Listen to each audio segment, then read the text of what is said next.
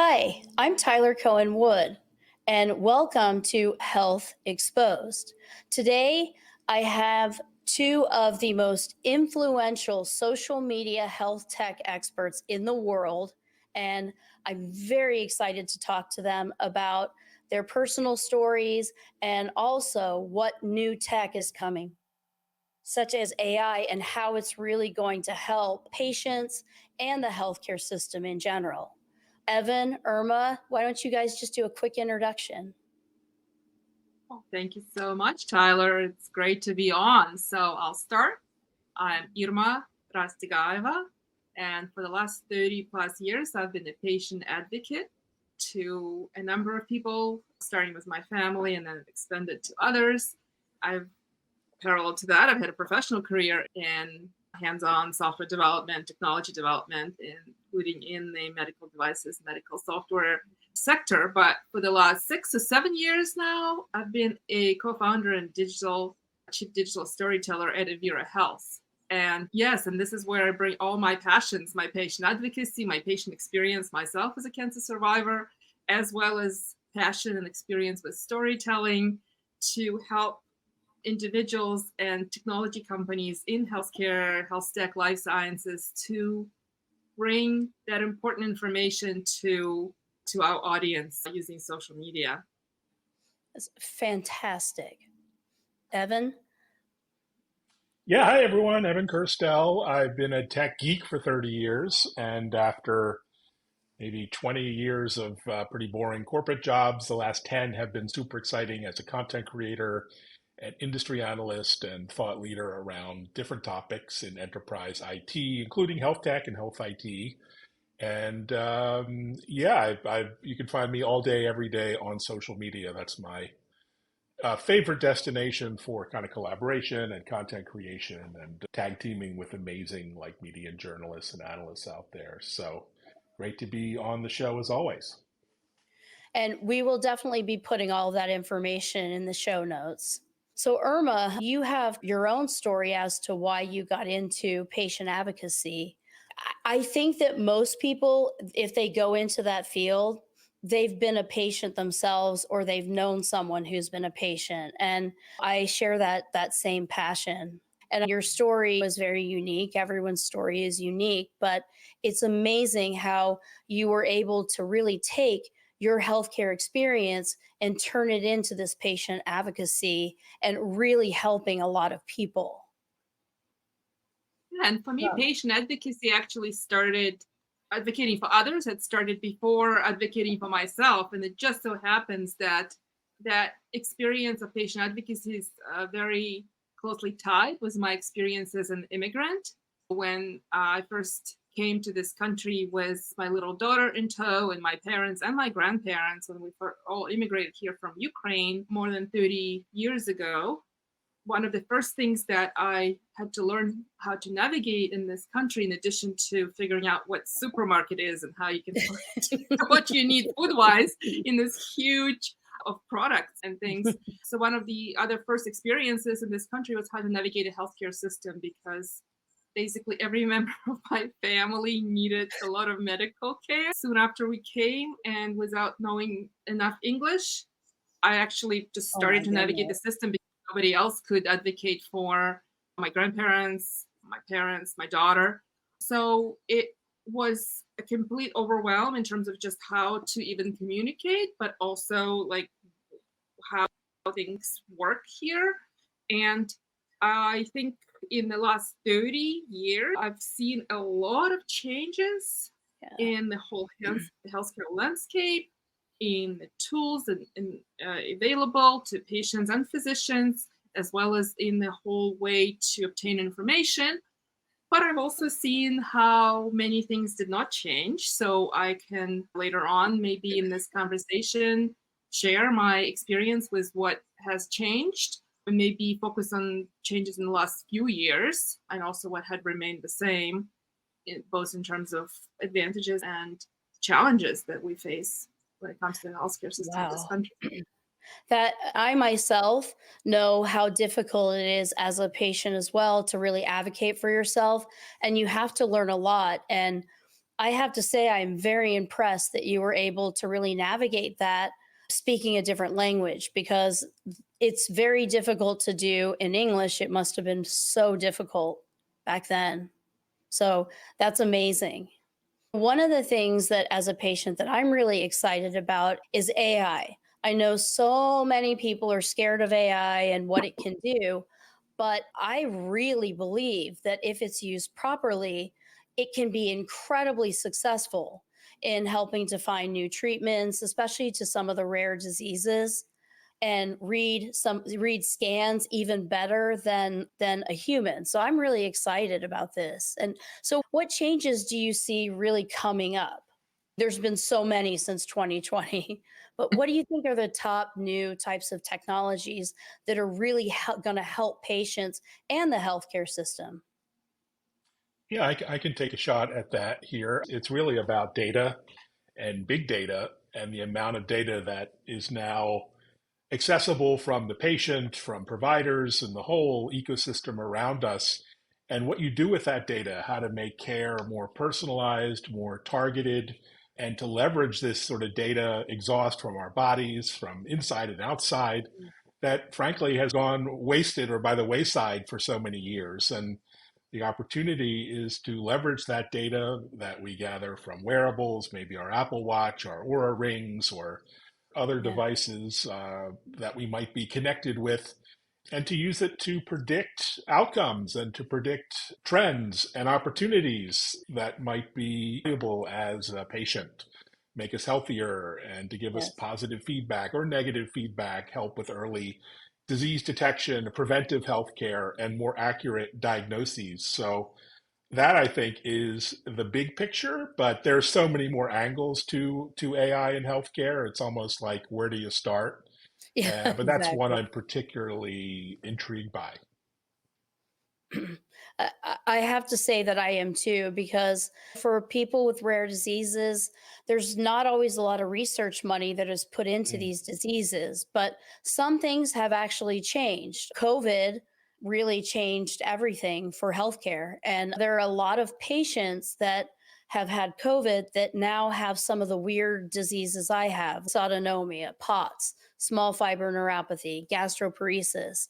And I believe there's a direct correlation to COVID and new cases of some of these diseases. And there's a lot of really scary things where people have these diseases now, like someone suddenly has POTS, but they don't really know where to turn to get Mm. help. And they're running into POTS clinics or dysautonomia clinics that have 3-year waiting lists. So I'm hoping that there are technologies and there are other ways of really getting these people into the right programs and a lot more quickly than they are today. Have Yeah, you this is seen? the No, please go. I was just going to say that this is perhaps a good segue for me to reflect on the changes that I've seen that maybe we've all noticed and experienced ourselves in the kind of healthcare landscape in the last 3-4 years. Of course, with COVID being a huge catalyst to some Yeah. of the innovation that we've had to experience. So in terms of the downsides that we're all seeing now in the healthcare system, number one must be the shortage of Hmm. healthcare providers. We know the shortage of nurses, the huge burnout issue with burnout in the entire healthcare community. The frontline health workers have been leaving their profession. Unfortunately, these people are so highly skilled and highly trained after so many years investing in education and practice and experience and being driven by the passion of helping patients, now being driven out of the system due to burnout or moral injury. It's really a terrible thing. And as you mentioned, people, even with regular kind of everyday diseases and conditions, have to wait months and months to be seen. So can you Yes. imagine for patients with chronic or rare diseases, how difficult it is to see a provider? On the positive side, the changes we've seen that were ushered by COVID or maybe catalyzed by COVID is the rise of telemedicine, the wearable Hmm. data, the patient access to even their own data and labs through portals, and being able to maybe do their own research online and have a dialogue with a doctor through a portal, which expands the ability to get in contact with your physician as opposed to just maybe placing a phone call and maybe waiting days for them to get back to you. Portal allows some more of a communication. But what I've noticed that hasn't changed, even from 30 years ago to now, is how important it is for the patient themselves, and if they're lucky enough for their patient advocate to be their own advocate, to make the healthcare in their own hands, both because of the challenges and how they may have less support from the healthcare system due to lack of availability, but also because they can now be empowered with additional data and research, and even using AI to do deeper research on certain conditions, and to be able to get some material that's online, whether it's research papers, publications, or even patient forums. You can learn a lot from patient forums. Yes. So I think it's, on one hand, the patient is already suffering. So how can you burden them by saying, oh, they have to be in charge of their own healthcare? They have to really be the driving force of getting into those new treatments, learning what's the latest, as opposed to just relying on the doctor. But on the other hand, that could be empowering if only we provide proper support, if only we can find ways to advocate for patients en masse as opposed to just one-on-one. So Tyler, I just want to throw it back to you, because you've done an amazing job in terms of fighting for your own, finding solutions to your own conditions, and then taking that to wider audience to try to advocate and help other people. So it looks like you're actually working on solutions of filling that gap. So maybe tell us more about how you're doing it and how maybe Evan and I and our community could help. Sure. So my mind thinks AI sometimes. I see patterns and things. And when I first got sick in 2018, I was sick before that. I just didn't know it. When I went through doctors, and some of the worst things where a doctor would say, I don't know what this is, and look to my husband and say, has she been under stress lately? And I'm like, no, look, I'm here, right here. And it got to the point where we were looking for a needle in a haystack, and we went to so many different hospital systems. And finally, what I did was I took it a step further and I started creating these charts, because I thought one of the problems was that the doctors that I was seeing, they were looking at one test result in time. But when you put all those test results together, things pop out that may not have popped out before.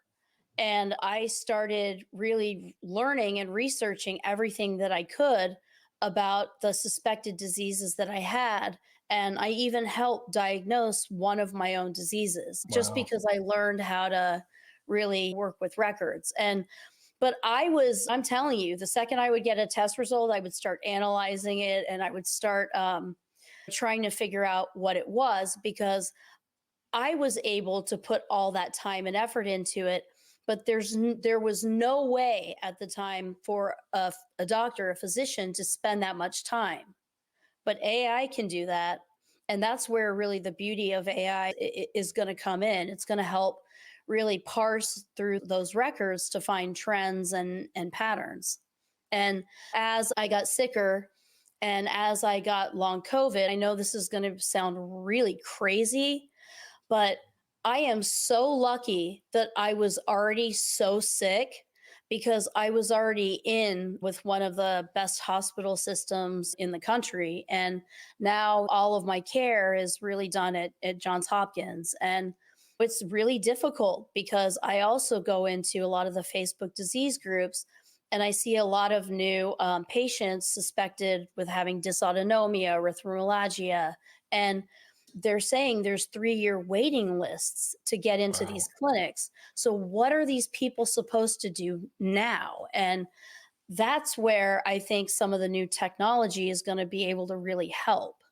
What do you think, Evan? I know all the latest and greatest in terms of what's coming down the pipe and what's here. Well, yeah, I So, think there's so much there, and the community side of social media is so powerful. The groups you mentioned, there's so many more on Twitter and Reddit for community building and knowledge sharing. But even just the life of the patient is just getting better. Believe it or not, I think many of us are frustrated, but think about online appointment scheduling. Going to the doctor doesn't always mean yeah. getting your car and going somewhere. I think there's a real push to use IT to make waiting times reduce, to improve like patient satisfaction, to get rid of some of the fax machines and clipboards and paper-based processes, and Yeah. really streamline operations. A lot of AI and RPA is not particularly sexy, but it's being used to optimize hospital workflows and reduce those wait times and make the patient experience better in the doctor's office or the hospital. And you may have seen some of that. We all have our complaints, but it's going in the right direction. The right velocity is there. And so whether it's like chatbots that are getting better to help Yeah. answer basic questions, to the portals that Irma mentioned, I think I have too many of them. There's 3 or 4 different portals, but at least you can get your health records, you can schedule appointments, you can communicate with your doctor with text or electronically. And there's a lot of good tech that's being rolled out to empower those patients. And yeah, that's Sorry. that's a step in the right direction. Go ahead, Irma, because you've Yeah, I helped me just set wanted up to all this. I just wanted to drill down more into what Evan had said, just to summarize the patient benefit from some of this technology deployed on the health systems and the physician side, because the goal is, with all those wait times and the shortage of staff, the goal Mhm. is to reduce some of the busy work that they have to do, which EMRs introduced, as good the intentions maybe they had, but to free up, even using AI to help read scans, to improve Mhm. quality and early detection, with working alongside the radiologist, let's say. So I guess what I'm trying to say is, what we need to harness is the combination of technologies like AI plus the physician, to Mhm. both optimize the workflows or speed up and make more accurate decision detection, but not to replace physicians. And also, maybe some of the appointments could be done quicker online, or maybe question could be answered through the portal, and then that particular appointment doesn't have to take space in the Right. physician's calendar, and then that could be given to somebody who's been waiting for 2 months, let's say. Yeah. So, and then we talk about technology. So technology doesn't have itself, can't be empathetic, but we know studies have actually showed that when AI is used to assist in responding to patients, whether that's through portal responses, then patients find them more empathetic sometimes when I'm the not responses surprised. created without the AI. But I wonder if it's not because physicians are not empathetic. They are, but they are under such tremendous stress that it's hard Mhm. to take 2 minutes that you have to put together a detailed and long response to the patient. But with AI, you can do that in 2 minutes. You can provide Yeah. more information, and then you can maybe make it more personalized. And I guess another point off of what Evan was saying is that if we can free up patients from having to drive if they don't have to, and they can have the telemedicine appointment, then Yeah. maybe they can have a few more minutes to actually do a little bit more of their own research to prepare for that appointment, instead of just driving and sitting in traffic. So I guess I'm just trying to connect all these threads, and it's still back to, like, patients still have to be their own advocate, which They I do. know when I got my cancer diagnosis, all of a sudden, all my advocacy skills just disappeared for a while. Is, wait, I can't advocate for myself when I've been advocating for other people for decades. Yes, it's hard when you're under Yeah. extreme stress and you are Yeah. suffering and you have health medical difficulties. But I don't know. That's maybe when we can find strength in our own supports, whether that's people in our real life, or those virtual communities of people that are going through a similar situation. And maybe we can give each other Yeah. strength, and support each other, not just in knowledge sharing and specific facts that we can learn from, but just knowing that we're not alone. That's huge. That's been really huge for me because for the longest time I just didn't do that. But now I am in these groups. And interestingly enough, my very first diagnosis that I got was this, which means your stomach doesn't really work. It doesn't, you're nauseous all the time. It's very difficult to have food move through your system. And that was diagnosed due to what was called a smart pill. And I'm sure, Evan, you're familiar with the smart pill and how it works. It's a little pill. It's a electronic pill that you swallow. It has a battery life of 8 hours, and it goes through the entire GI tract. And it And has a I got my, camera, right? it That's has the a one with camera. the camera. Yes. In fact, Actually, I've never met a person who actually had that technology. Can you System, live stream it obviously. on Instagram, though? Is that possible through the live pill? No, well, sorry. here, I digress. so I took the pill, and they strapped me up with this belt that had all these blue wires coming out of it. And my first thought was, I wonder if I could hack this thing. And my husband at the time said, don't do that, Tyler. But the funniest thing about it was the guy said, all right, just go about your normal daily life, go to the store, go wherever. And I'm sitting here thinking, it looks like I have a bomb strapped to me. I would call security if I saw someone walking around with that thing. But it turns out that it never left my stomach and the whole 8 hours. And we could see food in there. You could actually determine exactly what the food was from 2 days prior. So that's how I inadvertently got the gastroparesis diagnosis, later confirmed by tests specifically for gastroparesis. But without that, I don't even know if I would have gotten that diagnosis. Was Yeah, that that's done as part of a amazing. study? Because I thought this technology was still being experimental, or it's actually in practice. There are different iterations of these smart pills. The one I did was in August of 2018.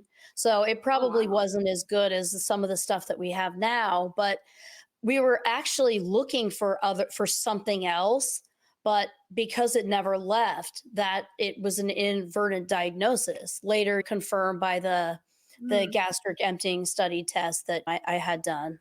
But without that pill, and again, that was a long time ago. Things have significantly changed for the better now. And it's actually makes me think Evan is incredible at finding information about all the latest technologies. A lot of the times, informational videos where this seems like a fictional science fiction kind of thing, but in medical field. And what I see a lot of the time is people comment and ask, I want access to this technology. Where can I find it? Where can I get it? If it's something that they can just purchase, like where can I buy it? Or who is the doctor that I can go see get this deployed? And we don't have, often the times, most often, we don't have the answers. We don't know. Mm-mm. So I don't know, how can patients find more information about these amazing developments, whether it's research or just somebody who's early adopters in their practice? Do you know? I think it's a lot of it is patients helping patients, and shows like this, shows yours and Irma's show. I really think that's where patients get a lot of their knowledge now. But I think there's tools coming down the pipe too that are even going to help with that, like linking patients to clinical studies. Mm. Oh Yeah, yeah, yeah. a lot of this is not just pure medical information. It's has turned into the gamification of healthcare in a positive way with digital I like Mm. that. therapeutics and helping with behavior modification. I've turned exercise and walking into a bit of a game with the Apple Watch and the scoring and the sharing. And Mhm. every condition now, there's like an app or a tool. They're AR, and some are AR and VR, others are apps, others live on your smartphone or your wearable device to manage diabetes and other conditions, or even, gosh, addiction through behavioral changes. There's fasting apps. I could go on and on. But this requires the patient to take ownership of their own health and healthcare, and that's Mhm. a kind of a sea change in behavior as well. That's a really good point. What are some of the more exciting new technologies that you've been seeing? I know Irma does a ton in the digital twin era, and we've had experts on our show around digital twins for cardio and heart health. Irma, do you want to talk about that a little bit? Yeah. Uh, yeah, so one example that I've written about is there is the Living Heart project that's got started by one of the executives at the Dassault Systems, but he's worked with Boston Children's Hospital to bring Wow. digital twin and basically the digital twin of the human heart, the whole model, its physiological and electrical model of the heart to help plan congenital heart disease surgeries in kids. And what Wow. made that particularly powerful is what I've understood through researching this, because I thankfully didn't have myself any experience with that particular issue of congenital heart diseases, because every congenital heart issue is a unique situation. So while like in adults treating heart disease like heart bypass surgery, it's pretty standard procedure now, but addressing and fixing a particular defect in the newborn baby heart defect requires completely different personalized treatment approach and planning, and the surgery is very unique. So that really helped save a lot of kids' lives just through. So patient, when the surgeon goes to do the surgery, they've already had planned the surgery based on the specific anatomy and the specific modeling of that particular baby's heart. And then digital twins is like one of those foundational enabling technologies that could go from being used in this specific case of a congenital heart disease in a newborn baby to then using this in the pharmaceutical industry to plan vaccine development. So, That's and so anywhere in exciting. between. And virtual twins have been used in automotive industry, in airline industry for decades now. So it's just bringing that technology into the healthcare space where it can do basically amazing things, but that requires a lot of innovation. And then early adopters are needed, like physicians at the Boston Children's Hospital had to work hand in hand with the developers of this technology to basically make it ready to be deployed in real life situations. I think as physicians and healthcare systems have more and more pressure put on them, I worry about if we're going to have this kind of innovation will continue to move forward. But I think maybe a strict dedication of physicians and nurses, it will continue, Yeah. because I know people in that profession go above and beyond, a lot of them, for the patients, and the innovators want to continue to make a real difference with their products. So having worked in the industry myself, I know how that could drive you. Anyway, I think, what was the question? I just went on this No, whole and you roundabout thing. yeah, you answered it. And digital twin technology is very exciting. It really is. And what it can and will be capable of doing in the future, because it's a replica of a person. So I'm excited about it because you can try medications, you can try all kinds of things with it. And so Oh, that the is a whole human on very the chip. exciting. The whole human on the chip is just so exciting. We're far away from the entire human on the chip, but we now have kidney on the chip, or different individual organs on the chip, where you can try and test even medications and medical devices. So yeah, there's so many advances to be excited about. It just, when it comes in, like you said, for rare disease patients in particular, it's probably less. There is less money, Yeah, less there is. resources, and probably less innovation, just because of. And then it's interesting Money. that the combination of all the rare diseases, the impact and the numbers of people impacted are much more than all the other non-rare Right. diseases. It's just that every individual disease doesn't get all the resources, even though the That's overall true. population is with much. Yeah. Anyway, so, and I'm not an expert in rare disease, so I defer to you. But it's always translating less funding, less money, less awareness is always translating in less innovation, Yeah. because a lot of the That's time people don't even unfortunately know true. what that challenge is. Yeah. Anyway, So that's great. Evan, what is the latest and greatest technology that you're most excited about? I think personally and professionally, it's in health tech, it's AR and VR.